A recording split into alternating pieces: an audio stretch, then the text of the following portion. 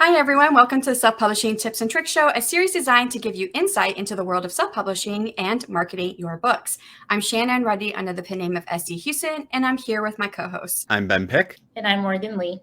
Today, we have our first non-author guest, NATALIE GENSITS, an industry expert who is going to share her tips and tricks for copywriting and how authors can use these for themselves. We are recording this in December of 2022, and this episode won't air until February 1st, which is a couple months in the future. But before we jump into this interview, do you guys have any news or points of interest that you would like to talk about? Certainly. This week will be my second book's publishing date. So Expanding Cracks is now out there into the world. As this will be aired in February, we'll be fast approaching my 100th episode on my YouTube channel, Writing to Write. Nice. So keep posted for new information about that. It'll be fun. Big things planned. Nice. So for me, as we are recording this, book 2 in my Dark Fantasy trilogy will be released on the 16th of December. So by the time you're listening to this, both books 1 and 2 will be out, and I'm gearing up for book 3, which doesn't have a release date yet, but it'll be coming sometime in the near future after February 1st. So that's all I have going on. Yeah, and we'll hopefully be exchanging critique pages here soon to get you ready for your book 3 and me getting my next book ready for my next series. So as of the release of this, I don't have any big book publishing news. I will still be working on my next series. The first 3 books are non-linear, so they're all happening at the same time. I'm essentially writing all 3 books at one time. I have kind of planned a tentative date for the first book to release possibly in June, but we'll see what happens with that of next year. But I want to have the series done. It is a 4-book series. I want to have it done before I release that first book. And at the moment, I just had my box set come out for my current series, the trilogy, and that did really well. I hit number 1 as a new release in Amazon and stayed there for several days. Today was the first day it fell off. Congrats. That's awesome. Thank you. Yeah, so I was really surprised by that because, I didn't spend any dollars to promote it at all. I just told everybody about it. But so I'm excited about that. And I don't know what else I'll be doing in February. Hopefully we'll be finishing up with my first book and critiquing phase. And I know you'll probably want to be close to being done with your book 3 as well. Morgan, that was for Morgan. So, alrighty, so let's talk about our guest. As a wellness content writer and copywriting coach, NATALIE GENSITS helps newer entrepreneurs stand out online and sign new clients sooner, all through the power of words. She also self-published a book called Digested: Eating Healthier Made Easier 3 Ways, and did speaking engagements to promote it. Now, with more than 29 years in marketing and advertising and her own wellness journey, her ultimate goal is to connect holistic wellness providers with seekers, so more people become and live healthier. Her approach will help you build genuine relationships and sell books through client-focused copy that communicates the value you offer without being so salesy. Welcome, NATALIE. Would you please take a moment to introduce yourself and talk about anything that we missed? Sure. Thank you guys for having me. I appreciate it. Congratulations on all of your achievements in book writing. That is awesome and exciting. Thank you. And thank you for having me.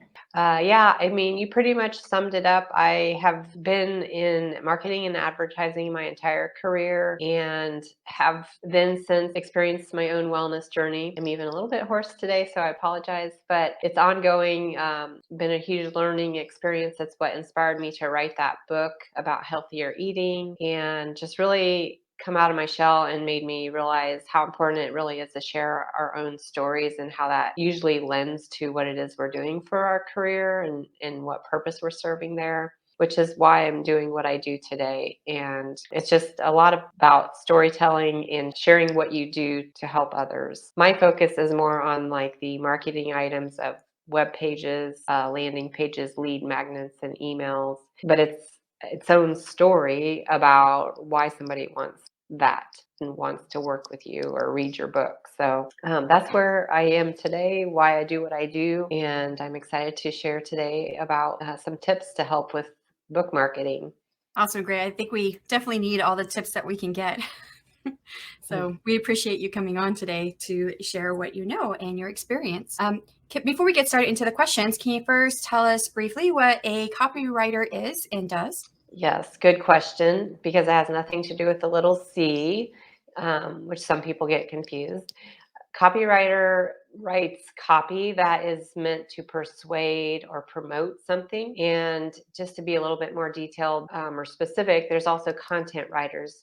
And the difference in those is copywriter is again going to sell or persuade, whereas a content writer can just be more educational, like blog posts and just more informing parts of your website versus the things that are selling. That said, a copywriter like myself can also write content because it all comes back to the words that you're using, and you have to use words for the educational stuff as well.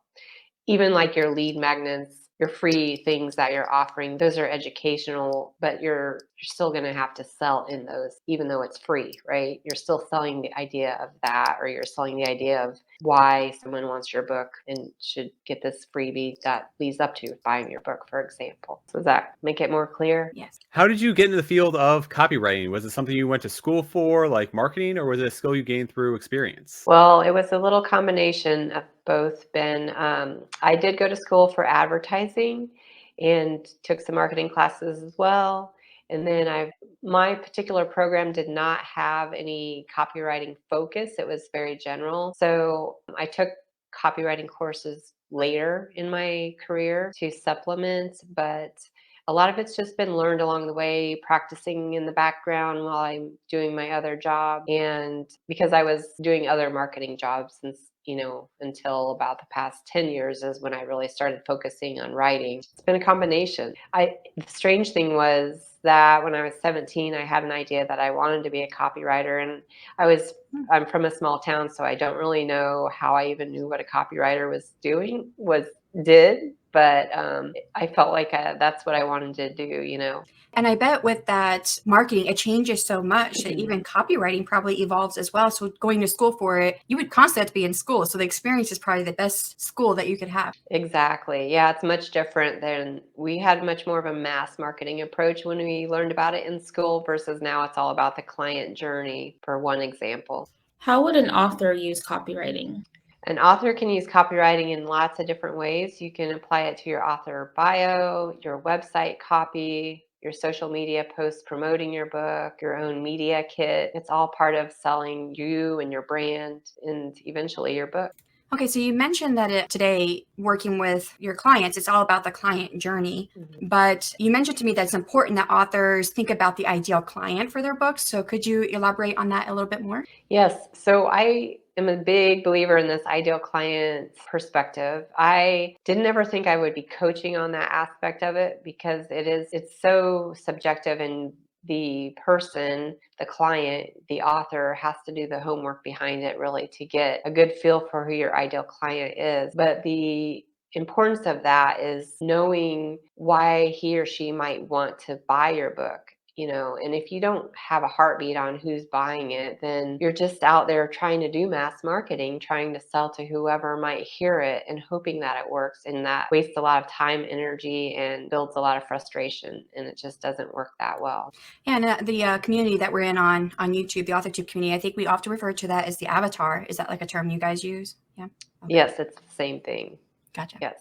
So you want to have that clear picture in mind of one person that you want to clone who is dying to buy your book and read your book. That way, when you speak in your marketing message, then you're very clear. You're talking to one person. That person that's reading it feels like they're being targeted in a good way. Like you're speaking right to me. This is more personal. I can relate. It's a huge flip from just sending a broad message out. So it makes a huge difference. I've learned from my own mistakes because I started my own business and I thought I was going to just roll because I'm in marketing, right? And I'm like, well, I know what I'm doing, but that did not happen. And I had, at one point, wellness professionals was my ideal client. And then it got narrowed to health coaches. And I'm like, dang, this feels really, narrow. And then even then when I started, I got more momentum each time. But even then it was like, I'm getting new health coaches. So I want to help.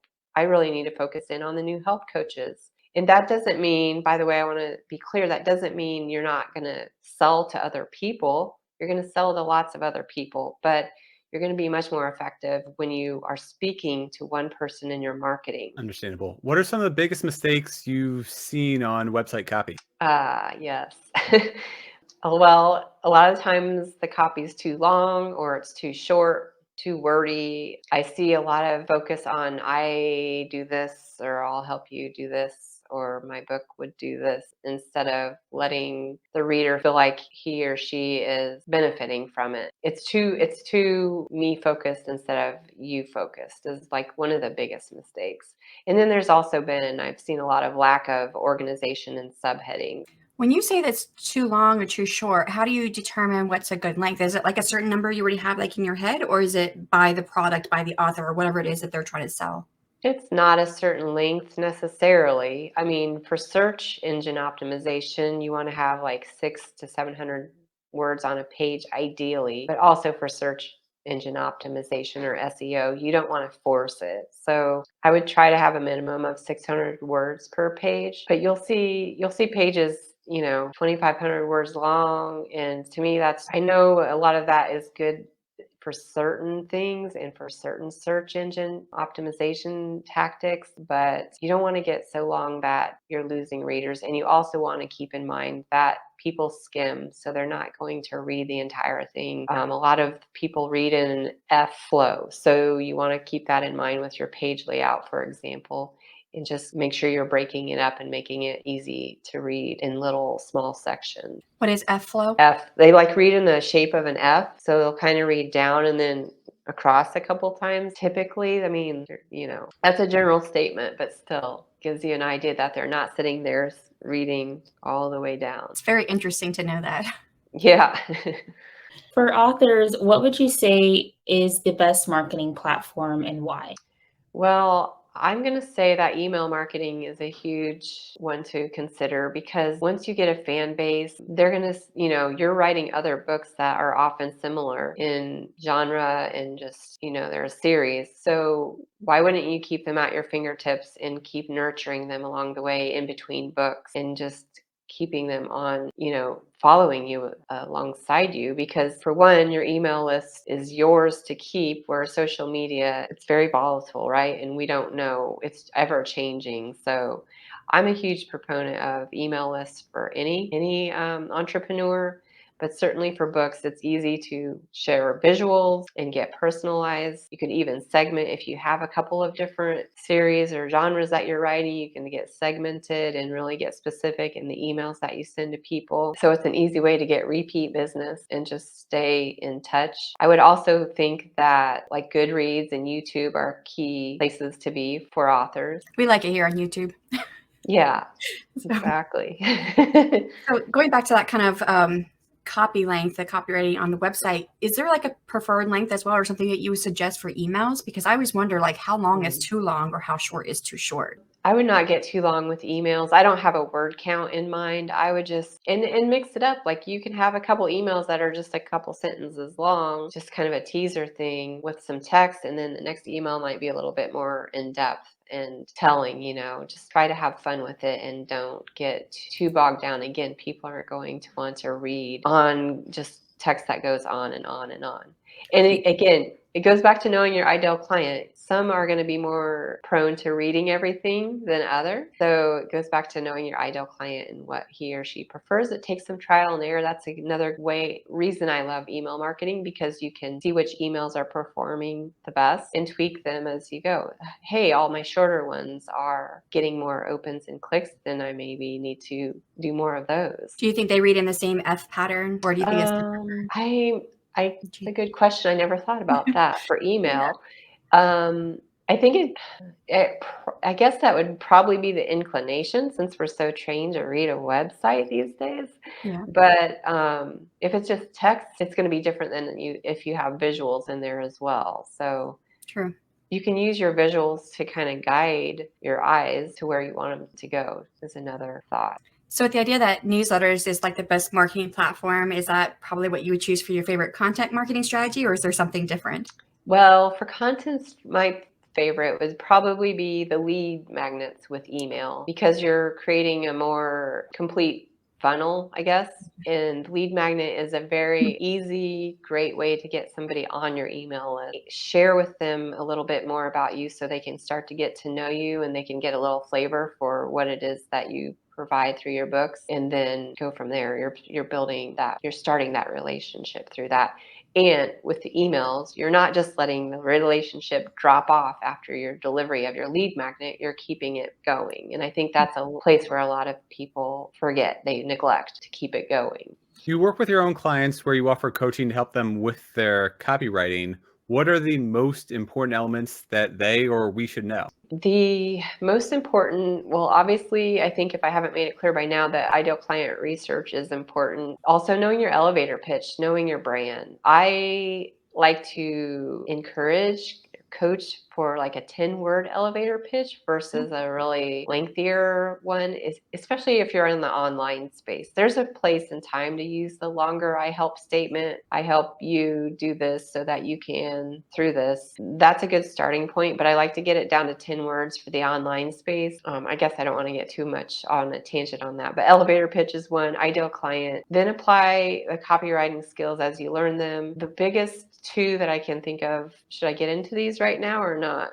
It's part of the elements. Go ahead with the tips. The biggest two tips I can say would be to use you language.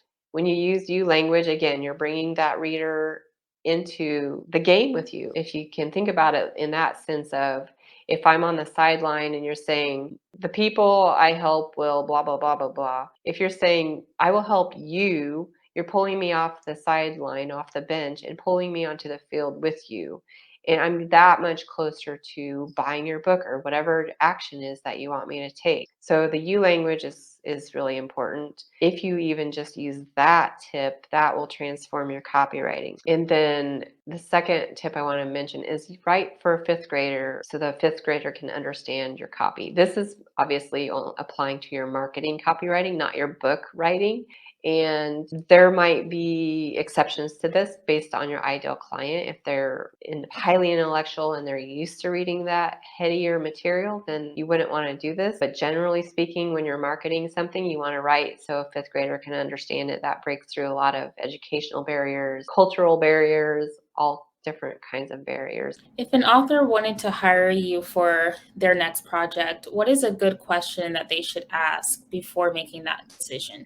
That's a good question. So generally, if they're just interviewing copywriters, is this what you mean by this question? Okay. I would ask, can you help me achieve the goal that I have in mind? Because you want to be clear on what your goal is with the copywriting that you're hiring out or the coaching that you're getting. If you're wanting someone to write your website and expecting that copy to get you 100,000 book sales, that might not be realistic, because the thing is, you can have an outstanding website. If you don't get people to your website and do the work that it takes to get them to your website, then no amount of awesome copy is going to help. There's work involved still on your end, So I'd be clear on your goal and ask them if that's a feasible goal for them to help you with or not. I would ask, how do you get my voice? What is your process for that? How many revisions do you allow in the copy? And what is your turnaround time for this piece that we're working on? That's for copy written for you. For coaching, I would still say be tuned into your goal. So you said it's good if they know their goal when they want to hire for a copywriter. What if they're not sure what their goal is? How would they figure that out for themselves?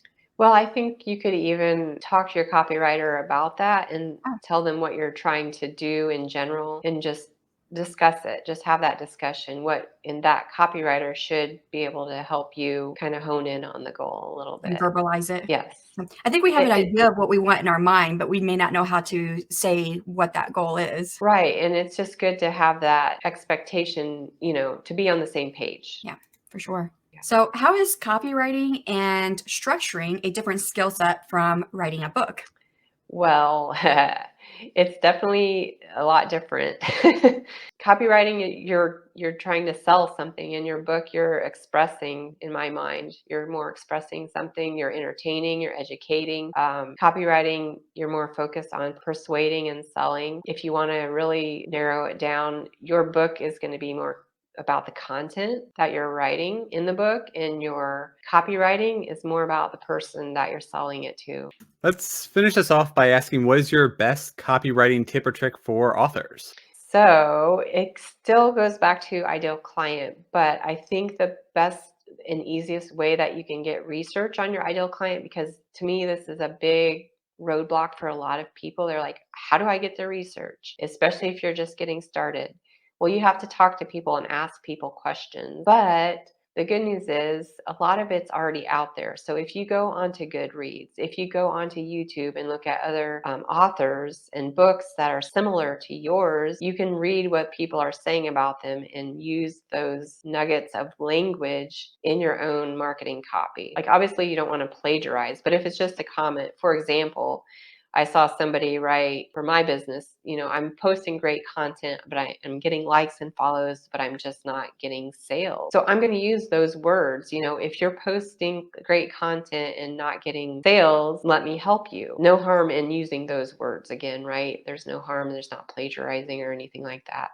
So read what people are saying, why they like a particular book, and use some of that language in your own copywriting. And you can get this, like I said, by reading reviews on Goodreads, on Amazon, on YouTube, Facebook groups, where there's already posts there. You just have to search for the topic or the idea that you're looking for. You don't have to ask the question again necessarily. So that's just an easy little shortcut, I guess, for your research. And just remember to talk about the benefits of reading your book. What are people going to get from reading your book?